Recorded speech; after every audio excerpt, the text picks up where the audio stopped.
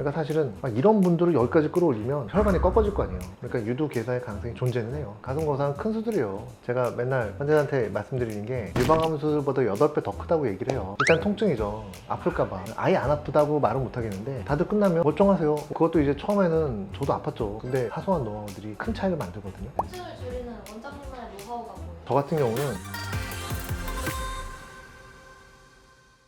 보통 환자분들이 가슴 거상 상담하러 왔을 때 조금 무서워하거나 두려워하는 경우들이 좀 많나요?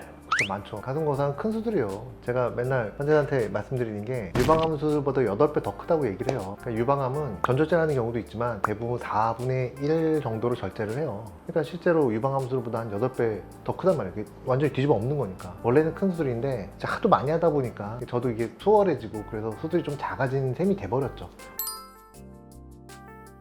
일단 통증이죠. 아플까봐. 아예 안 아프다고 말은 못 하겠는데 다들 끝나면 멀쩡하세요. 그것도 이제 처음에는 저도 아팠죠. 근데 사소한 노하우들이 큰 차이를 만들거든요. 통증을 줄이는 원장님만의 노하우가 뭐예요? 저 같은 경우는 다른 데서 차용을 해봐요. 배구 선수가 배구를 하다가 농구나 축구를 보면서도 깨닫는 게 있단 말이죠. 그런 것처럼 저도 다른 과, 성형외과나 신경외과, 정형외과 또는 미용을 하시는 병원들 그거를 차용해가지고 써먹으면 도움이 돼요. 근데 이제 통증을 줄이는 방법 중에 하나가 투메센스 솔루션이라는 게 있는데 지방을 흡입할 때 지방을 그냥 막 뽑아내는 게 아니라 일단 어떤 액체를 집어넣어요. 그 액체를 집어넣은 다음에 뽑아내는 거거든요. 근데 그 액체가 마취제도 들어가 있고 뭐 지혈제도 들어가 있고 막 그런 액체예요. 그냥 쉽게 만들 수 있는 액체인데 이게 꽤나 많이 들어가면 통증을 확 줄여주는 거예요. 이거는 성형외과에서도 써요. 근데 왜 저희 병원이 더 효과가 있냐? 그거는 제가 유방만 하다 보니까 어디가 아프고 이런 거를 좀 더 잘 아는 것 같아요. 다른 병원에서 거상할 때는 그렇게 안 해요? 다른 가슴 성형 이런 거는 잘하는 병원들이 많아요. 근데 거상은 또 다른 얘기예요. 유방의 유선 조직을 조작하는 수술이라 저희처럼 맨날 유방암 수술하느라고 뭐 잘라서 붙이고 막 이런 경험이 있지 않으면 수술을 하기가 쉽지 않은 것 같아요. 그래서 저도 저만의 거상법으로 하고 있는데 어쨌든 그게 효과가 좋으니까 오시는 분들이 다 거상해요. 일단 나이가 들면 처질 수밖에 없어요. 그리고 살을 빼면 무조건 처져요. 유방은 볼륨은 그대로인데 특히나 출산했다거나 그런 피부가 점점 늘어난단 말이죠. 그 늘어난 피부를 잘라줘야죠. 근데 그걸 잘라준다고 해서 유방이 올라가진 않아요. 이미 내려가 있으니까. 그거는 끌어당겨가지고 위에 있는 유선 조직하고 또 고정을 시켜야죠. 단순히 피부만 잘라가지고 되진 않아요. 거상하고 나면 다시 안 쳐져요? 그 질문이 되게 많아요. 좀 처지겠죠? 뭐가 처지느냐가 또 중요해요. 처진 가슴이란 그 정의, 데피니션은 유두와 밑선과의 관계예요. 밑선보다 유두가 위에 있다면 처진 가슴이 아니에요, 사실은. 피부가 처진 건데 그거는 가성하수라고 불러요. 가짜로 처진 건데 그것도 되게 불만족 중에 하나니까 밑에 있는 피부를 좀 잘라줘야 돼요. 그게 해결이 가능하고. 그러니까 제가 10년까지 AS를 해드린다고 하죠. 무상 AS예요? 그쵸.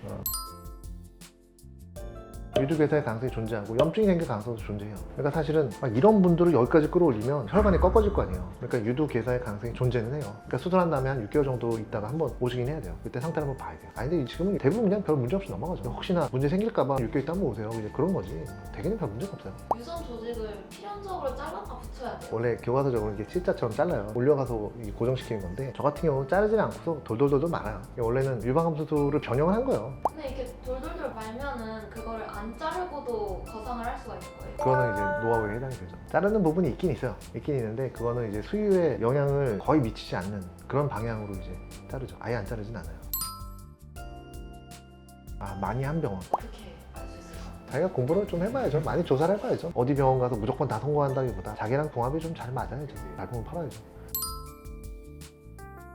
그러니까 거상도 절개법이 여러 가지가 있는데 결국 모양을 얻으려면 절개를 많이 해야 돼요. 그리고 흉터는 사실은 생겨요. 시간이 지나면 옅어지는 거죠. 어떤 흉터든 아무리 나쁜 흉터도 시간이 지나면 무조건 옅어져요. 좋은 흉터는 좀 빨리 옅어지고. 근데 약간 환자들이 적당한 흉터까지는 오케이인데 과한 흉터가 될까봐.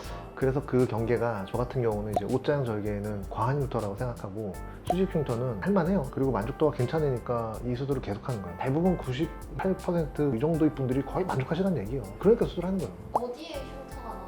대개는 반대절개하면 유두하고 유린이 올라가야 되니까 이제 유린 쪽으로 흉터가 남고 아니면은 동그란 데다가 수직을 하죠. 수직이라는 의미는 유두의 아래쪽 피부를 잘라준다는 뜻이에요. 그래서 모아줘야 이제 수직절개가 되거든요. 그러면 이제 넙대디한 가슴이 이제 모아지는 거죠. 그래서 넓은 가슴은 사람들이 싫어요, 다. 뽕긋한 가슴을 좋아하지. 그래서 약간 미사일처럼 만들어드려요. 그래서 제가 수술한 다음에 조심하시라고 전쟁 날지 모르니까 늘 말씀드리죠. 저기 항상 저 북쪽 보고 계시면 안 돼요. 남쪽 보고 계셔야 돼요.